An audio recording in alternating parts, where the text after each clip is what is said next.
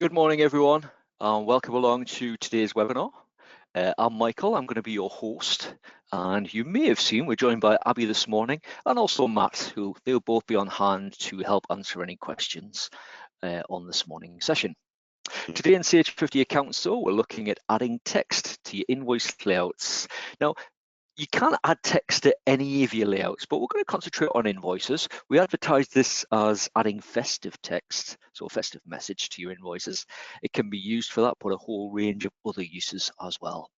So a session this morning should last around about 30 minutes. We'll try and stick to that as well. I'll try not to get too carried away, but do keep your questions coming during the session as well, and we'll try and pick those up as we're going.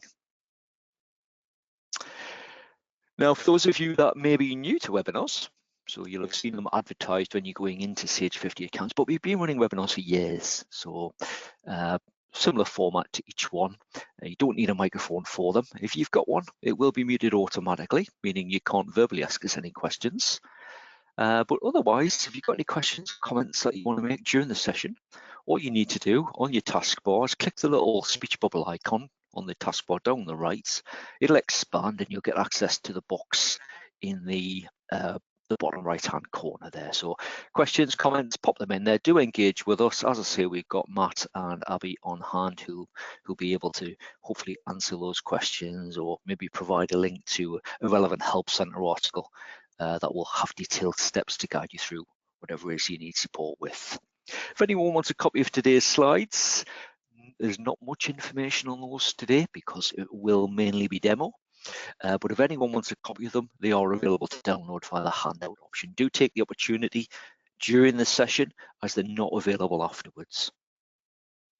If you want detailed steps though, you will find that information available from our help centre. And as usual, you will receive an email around about an hour after we finish, and that will contain links, one to the recording of today's session. So if you need a bit of a recap, maybe you want to follow it through at your own pace, you'll have that option available too. But also you'll have links so you can register for our upcoming webinars. So we currently run up to, I think it's about the 17th of this month we currently run up to, and we'll shortly be adding our January and possibly even our February timetable very soon. So again, watch out for those. The other link will be to our recordings. So if you've missed any other sessions and you're fairly new to webinars and you think they're a good idea, you're more of a visual learner, you like to see demos, then do check that out. There's probably well over 100 recordings available now on various topics to help you with your software. So watch out for that one. Anyway, for this morning, let's take a quick look at what we're covering. As I say, it will mainly be demonstration today, so I'm not going to constantly switch back and forwards between the slides and doing a live demonstration. We'll start with a little bit of an introduction. So why would you add text and what uses can you come up with? And maybe it's sort of staring you in the face, some information that's maybe missing from your invoices. So I always say when you look at your invoice layout, compare your invoice layout to maybe an invoice you receive from one of your suppliers. Is there anything you like about it design-wise, or what information do they include that maybe you could adopt that as well? No need to reinvent the wheel when it comes to designing layouts. So is there something missing from your specific layout that you need to include? So we'll get stuck into some demonstrations, really straightforward. If you've used Report Designer before, you'll probably be familiar with this and find it really easy. It's quite a simple task to add text, whether that's a festive message or for any of the other purposes that we'll cover in a moment. So we'll obviously run through that a couple of times and show you some of the tricks along the way as well. And then just at the end, we'll explain more about the additional support. So if you do want that detailed sort of step-by-step guide, you'll find it in our help center. But if there's any outstanding questions, which I would encourage you, keep them coming during the session. We'll try and pick those up at the end as well. If we can't get an answer to you during the session, you should just receive an email at some point during today. Right, let's get started then and we'll get stuck in. So let's start with why would we add text in the first place? So obviously your layouts are quite complex, your invoice layouts. Now this goes for things like, I suppose, sales orders, purchase orders, credit notes, customer statements, remittance advices, all of those, they can be quite complex. We're just going to concentrate on an invoice layout today though. The process is pretty much the same though for adding text. Just going to depend on the text you want to enter.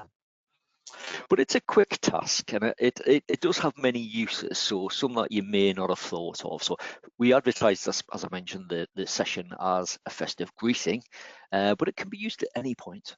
So details of special offers that you might have on the go, particularly around about this period. So if you do like it's no longer just a sort of January sale these days. So if you do things like Black Friday, Cyber Monday, any special offers at all, maybe promoting new product ranges that you have available, services that you offer. So a little bit of self-promotion, a little bit of self-marketing on your document. So including a bit of text that is included automatically when you generate the likes of your invoices. And it doesn't matter whether you're emailing or printing it, if you've got it embedded into your layout, it will include it. Other things you may think about, including your bank details. You're providing that by default then. It's included. Customers can pay you online. No longer are they needing to make that phone call, or no longer you need to provide that as a separate document. You just include it on your invoice. Things like payment terms as well, so spell that out. When is the payment due? What are your terms on your invoice? But also loads of other things as well. Is there anything else that's missing? Contact details. Is your telephone number on your layout? Is there an email address, website address, maybe social media accounts that you use and you want them to follow, just to raise your profile a little bit? So loads of options, and it's all added in pretty much the same way. So whatever you do include, it will automatically be included when you print or email using the layout that you've added it to. So easy to amend, remove, so you can make changes at any time. So I've said it's easy. Let's see it in action. So we'll run through a bit of a demonstration just so you can see what that's like. Now the report design, if you've never touched it before, it always seems a little bit daunting when you first go into it. But what we're going to cover today is, I suppose, one of the starting points. So there's two key things that people tend to use the report designer for initially. One is adding your company logo. You might use that for bits of festive clip art and things like that around about this time of year. But also adding text, so things like bank details. So we'll switch across to my screen. We'll get stuck into a bit of a demonstration. So we're just going to pop into invoices and credits. Now, to be able to edit your layout, you've got to have at least one invoice entered. So if you've not yet entered anything, create a dummy invoice. Doesn't matter what that's for or who it's to. So you'll be able to at least highlight something on the list. You've got to highlight at least one invoice on the list. Get yourself into the print area, so print at the top. Now, if you've got any of your layouts flagged as favorites, it will list those by default. Otherwise, you just click layouts on the left and it will give you a list of all of the layouts that you've got available. Now, depending on what version you're on, it will determine what you have available. So these 11-inch layouts here, there's less of them now in the more recent versions. So they're designed for 11-inch stationery. You may design your own, you may edit one of them, make your own amends. So let's just find one. Which one should I do? So I'll just use this one. This one is designed for, I've actually already got it flagged as a favorite, this one. So this one is designed for printing on plain paper. So it's got things like boxes on the template and stuff like that. So available for printing and emailing. So we're just going to highlight it. The favorites option, if you've never come across it before, all you do is you click on the little star. When it's in gold, all it means is when you come into the print area, because it defaults to this favorites folder, it'll be listed. And you've got that for reporting as well. Anyway, we'll highlight our layout. We're going to click edit at the top. You'll see it starts to open the report designer, and we can now see the design of that specific layout that we've selected within the report designer. So this is the design of that. So you've got things like what we term the header section at the top. So essentially the top section of your invoice. As I mentioned, it can be a bit daunting when you first come in, so I would rarely would I ever advise anyone to design their own layout because it is quite complex. Much easier to find one that you're after and start making amends if you do want to do that type of thing than it is to start from scratch. And then if we just scroll right down to the bottom, you can see we've got things like a delivery address box. We've got some text for things like titles, and we've got totals, and we've actually got some, on this specific layout, we've got a bit of text that says, we've got some text at the bottom for the payment terms. But let's say we want to put a festive message at the bottom. We just want to say a very Merry Christmas to all our customers. So, nice simple message. Now again, it could be anything. You could use it for things like bank details, quite common sort of to delete the delivery address information from this section and replace that with bank details or your payment terms, any other text that you want to enter. So we'll just pop a box in at the bottom. Now if you've got this toolbar showing, you have an option just that says add text. If you don't have it available to you, then what you can do is just right click on a blank part of the toolbar at the top. And the one you're looking for is Toolbox Basic. So if it's not there when you come in, so we don't have that switched on, we just right click and you've got Toolbox Basic. So that's the one that, it covers I suppose those starting tasks, the adding of a logo. So putting your company logo, maybe in the top right hand corner, whatever you want to do, maybe your trade logos as well, that type of thing. So it covers that.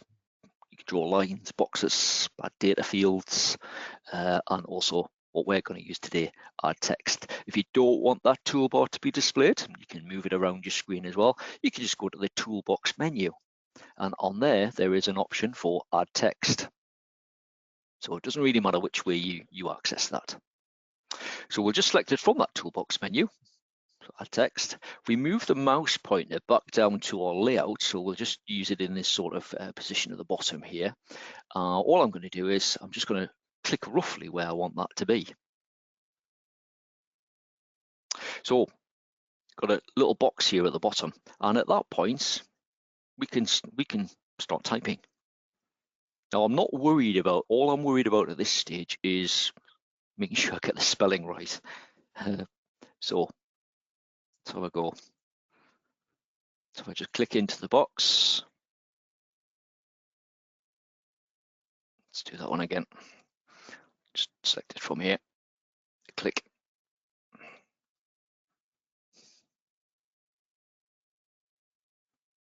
What's it gonna do? Just bear me one moment there. I think I'm clicking onto something else. There we go. So we'll just start typing. You'll see it goes really small there. So we'll just go a very Merry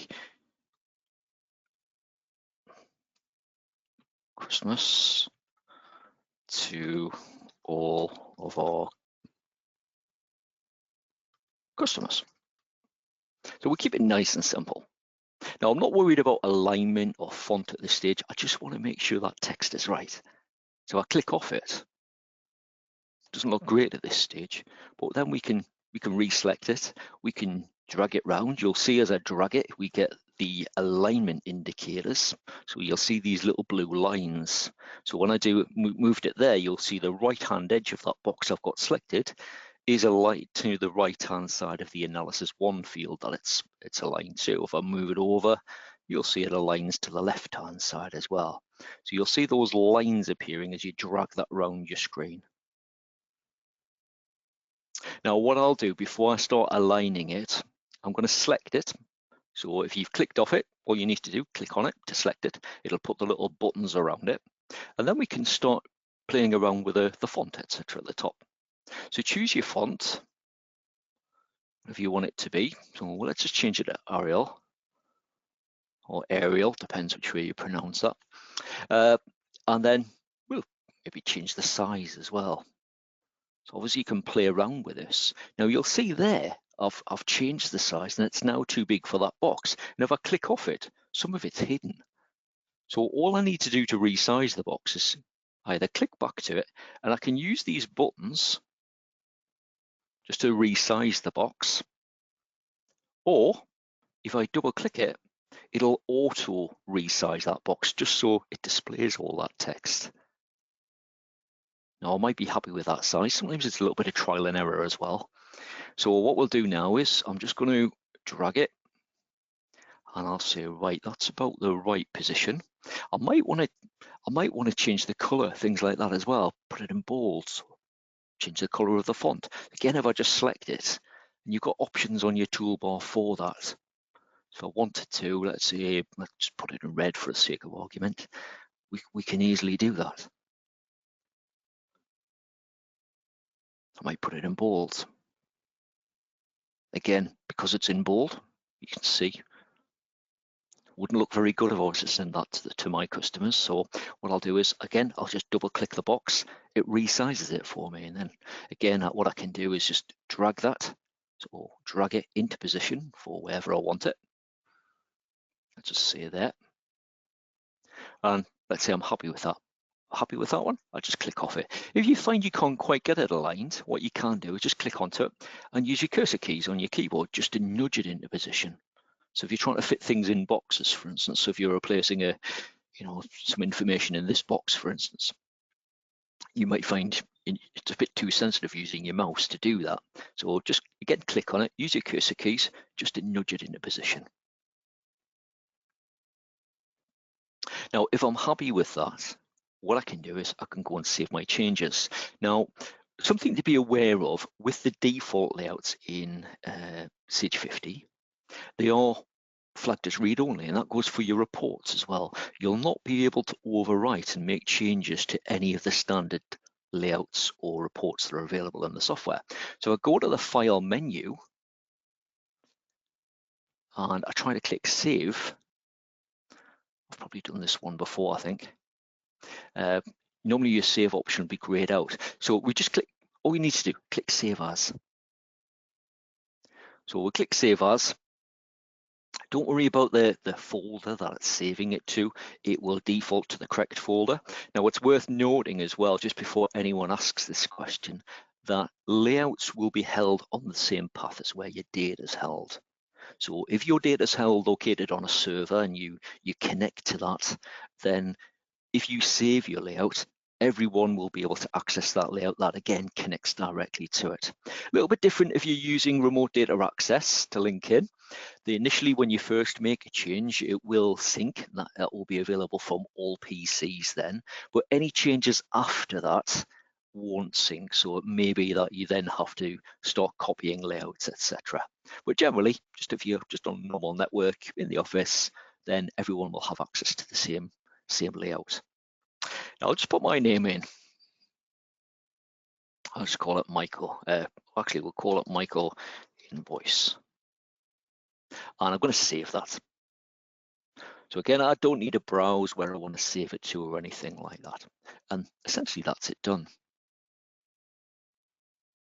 Now you might find sometimes that you may need to amend things like your margins, etc., or move it so it's within the printable area, but we'll have a go of that just to make sure it works. Now, if we just wanted to very briefly see what that looks like, what we can do is just click preview at the bottom. And if we scroll down, find where we've got a total, you'll see there it is. So it doesn't necessarily put it on the end of every page. You'll see that first one, there's that many items on the layout that it goes on to, in this case, a second page. Let's just scroll back down. We'll get to the bottom of one in a moment. My mouse is playing up this morning as well. So you'll see that message is there. Right, let's just get back to the design view. So again, you could put it at the top if you wanted to. It's up to you what you want to do with that. So we'll say it's all right, looks okay. What we'll do, we've saved our changes. So we'll just okay that. Now this one here, this is the layout that we've, actually it's not that one. I'll go back to layouts because I changed the file name. Just need to find the one I'm after. So there it is there, I can see the file name. So actually I'll now flag that one as my favorite. I've obviously done that one previously, which is why I had the save option available to me when I tried it rather than just save as. So this one's now flagged as my favorite. And again, if I just want to preview that one so I can see what it looks like, go down to the bottom and there it is. Now, if you want to change things like the name or the description on this list, once you've amended it and you've done a save as and you've given it a different file name, what you will be able to do is just right click on your layout and you've got an option to change the name and description. You can do that within the report designer as well. But just while it's on the list, if I click change name and I'll just put Michael's invoice and report description, I'll just say invoice with Xmas greeting, and we'll just OK that. So you can easily identify that, and because it's flagged as a favorite, if I go into favorites, you'll see it's automatically updated there as well.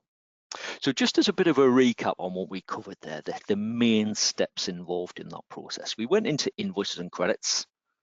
We selected an invoice, don't really matter which one it is at this stage. We went into print. We found the relevant layout. I've got a typo in there, I've just realized. We find the relevant layout, whichever one we want to use. We select it, we go into edit. It'll open you the design of that layout within your report designer.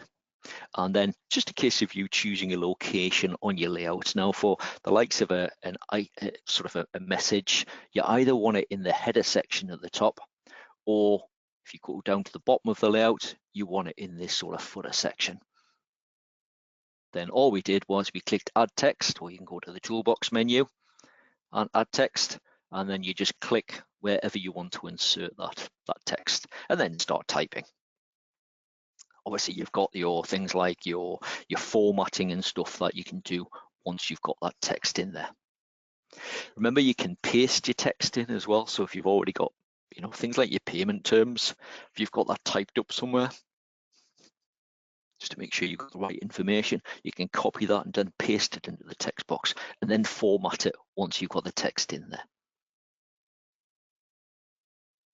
Once we've done that, we went to File, and again, if it's a standard layout, one of the defaults that you've never edited before, you'll only have the Save As option available. If it's your own layout, you can just click Save. Now, at any stage, I can come back and I could highlight that text, I could change it. I could change it to Happy New Year, or details of special offers that we've got for January going forward. Anything and everything, whatever you can think you want to use that for. So easily change it. When you're done, just click off and then save your changes. And that's it. Now that's probably the best way of doing that. So it makes it really simple. The other thing you can do, if you want to do it more as a one-off, when you're entering your invoice, so we'll just go to a new invoice, and I'll choose that first. Actually, we'll choose this customer, and I'll choose a product. Doesn't matter what it is. But when you're entering an invoice, if you just want to type in a message there and then, something that you might not be aware of is if you click down to a blank line and then just type the letter M. So we want M only. M is for an item line message. So if I type M and then press the tab key, we'll get this box pop up. So this is where we could also enter some form of almost like a one-off message. Now you can have as many of those M lines on your invoices as you want. There's no restriction on that one. So if you work quite closely with a customer and you invoice them at the end of every week, but you might do multiple deliveries throughout the week. You might do something like, let's say, Monday delivery. Just leave it at that, and then you might list the items. So we'll do that one. We'll say we'll say 2 of them, and we'll go on for that one, We'll just say one of them, and then we could come down into another M line. So just M only for the item line message, and then we could go on to Tuesday delivery. Just OK that, and then again let's do the next item, and then when we're done, we'll just save it. Now, what does that then look like? So we'll just go to the bottom and select that one. So this is the one we just entered. We go up to print, and I'll just use my layout, including the typo. Actually, let's correct that. So we'll just right click it. So I did that on purpose just so I could show you a bit of a reminder there. So we'll just OK that, and that should correct itself, which it has. So we'll just select all layouts, preview it, and we can see what that now looks like. So you've got that item line text. Some people use it. You might have specific details to do with an item that you've included on your invoice. So it's another way, if you wanted to, just to put a message on there. So whether it's your text could, just as a reminder, during the festive period between Christmas and New Year, we'll open on these hours. So anything and everything, pop it on there. Right, any questions for us this morning?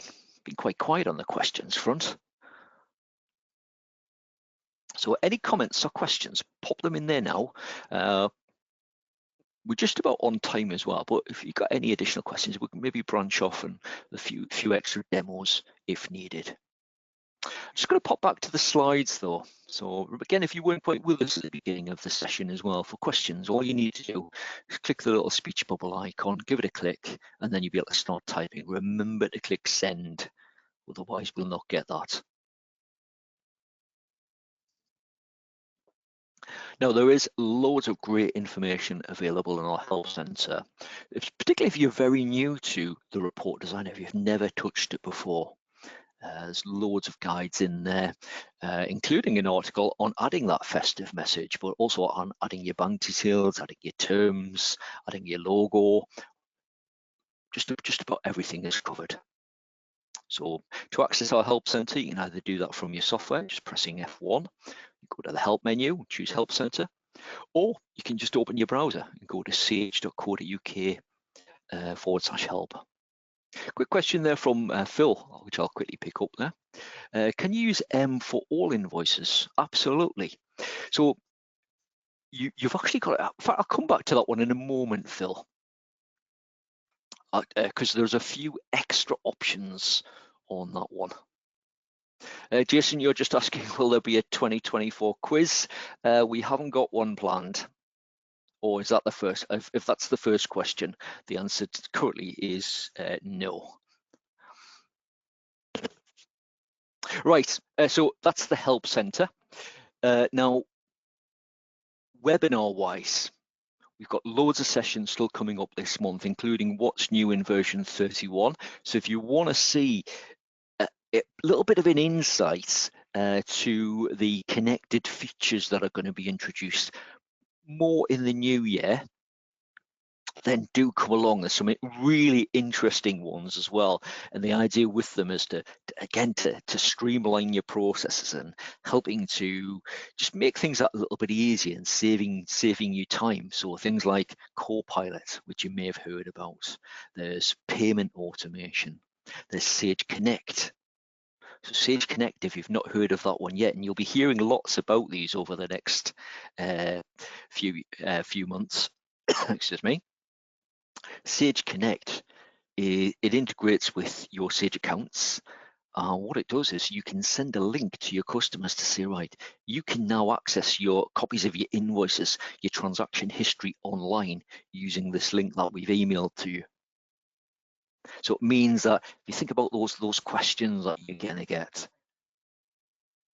can I have a copy of that invoice, or when's my payment due, or what's the outstanding balance on my account? All of those questions customers can self-serve via the portal, which they'll be sent a link to. So it's secure, And again, really, really simple, that one, but really effective. So think about if you are close between Christmas and New Year, those types of probably email queries that you would have received, and a little bit frustrating for the customers. They want that information there and then, but with likes of Connect, they can get out that information. So do come along to what's new in version 31. Loads of those sessions coming up in the next few months. Bank feeds were still running. Batch changes. We're going to be looking at foreign trader. That starts tomorrow, and there's a repeat next week. Global changes. We've got a repeat of that one next week. Remote data access. So giving your customers access, or your colleagues, and maybe yourself, the opportunity to work in more of a hybrid type role. So we've had some bad weather just recently. Gives them the opportunity to access Sage accounts from a different location. And that may be for yourself as well. You know, if you think, oh, I need to finish this, or I need to do my VAT return before I go home, you could do it at home via remote data access. And of course, it's still quite common. You may be coming up to the end of your financial year. So if you want a bit of a reminder what's involved in that, so maybe you've never done it before, a bit daunted, thinking, is it going to be a complicated process? It's not. We're covering those so you can see that in action. Now, if it is your first sort of foray into the report designer, adding a little bit of text, then there are loads of report designer recordings available. So we're adding a logo, adding email addresses to your layouts, payment terms to your invoices. We've got a recording on adding text, such as your bank details. So I think someone mentioned that one. So check out our recordings, the links included on the follow-up email. You get that round about an hour's time.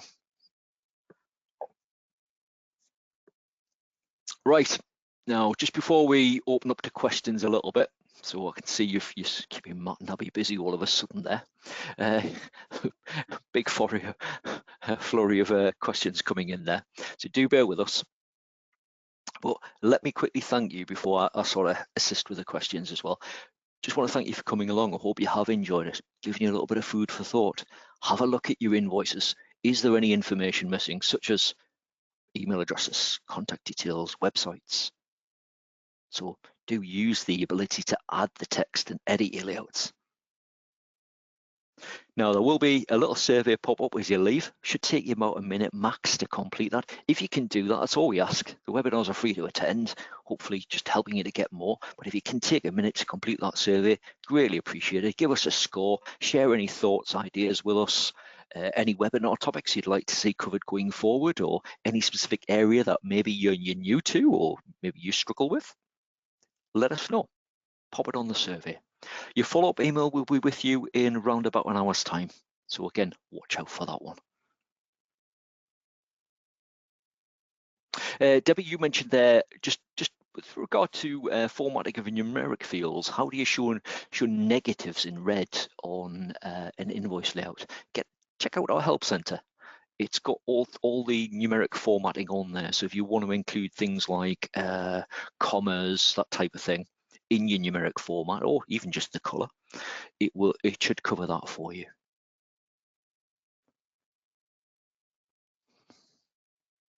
Jane, you mentioned there you missed that last part about adding the M lines.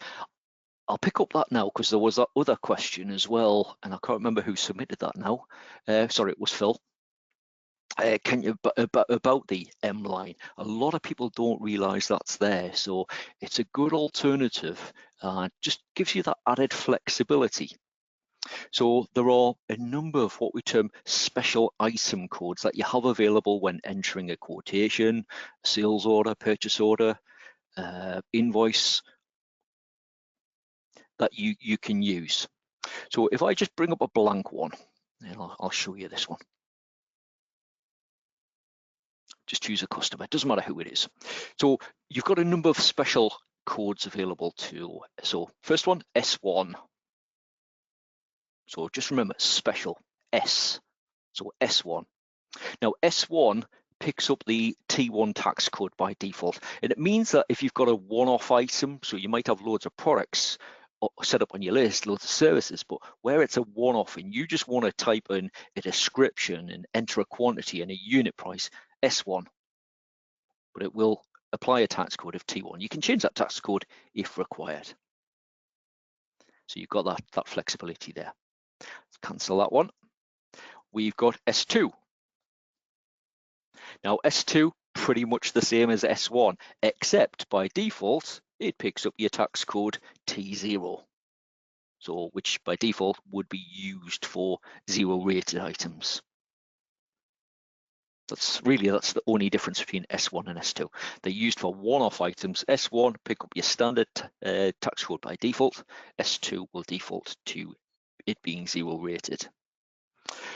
Now, if you're on the professional level of the software, you've also got S3. Now, S3 means just acts a bit like a service item on a service invoice. You've got a lot more text available for you then. But again, you can enter quantity, unit price. And then that final one, which we did mention earlier, was literally we just type in M. Now, you'll see it defaults, it jumps down to the M's on my product list. But if I just delete that and say, well, I want M only, and then I just press the tab key, it'll bring up that shorter box. So it doesn't ask me for the quantity or unit price. M is for an item line message. So type M, and then you can start typing in your description. You've got comment 1, comment 2 as well. So you've got 3 lines. Let's see if we can quickly work out how many characters you can have in there. I think it's 60 off the top of my head. So we'll just quickly type a few more characters in there. I think that's 60. It might even be more these days. Yeah, looks like it's going to be even more. So I'm not sure off the top of my head. I'll let someone, you can test that one yourself. So you've got 3 lines of text there where you can include additional information, and you can have as many of those M lines as you want. That M option for an item line message, it's available on all levels of the software as well, and it's always been available. So just type M and then press your tab key or click to the description field, and that item line message will pop up. And you can use as many of those special codes as you want, as many times on the same invoice if you want. It's up to you. Hope that answers your question. So that was for Jane and also Phil that asked about that originally.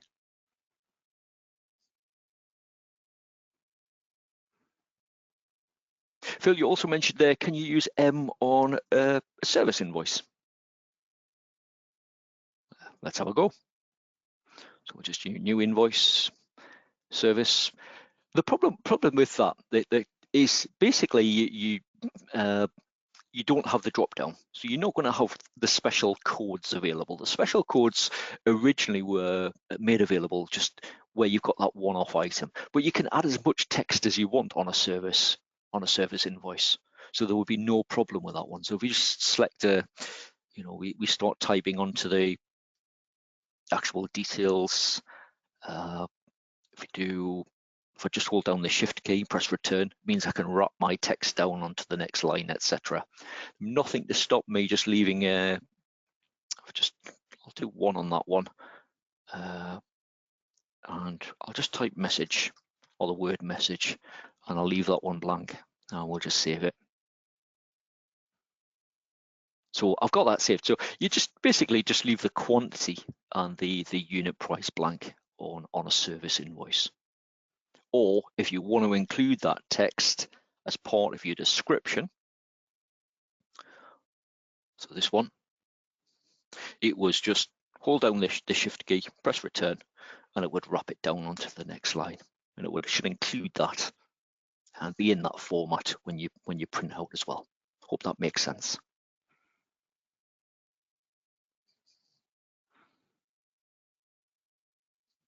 So Linda, you had a similar question there as as Phil, just asking there, can you use the special codes on service invoices? Again, no, they're not available to you, but you've got alternatives.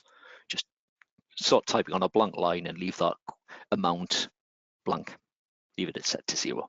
Would achieve the same thing. Or again, just add more text to your other items. Right, I think we've picked up the rest of the questions from that point. Again, remember there's loads of information in the Help Centre should you need it, so do use that. It was just sage.co.uk/help.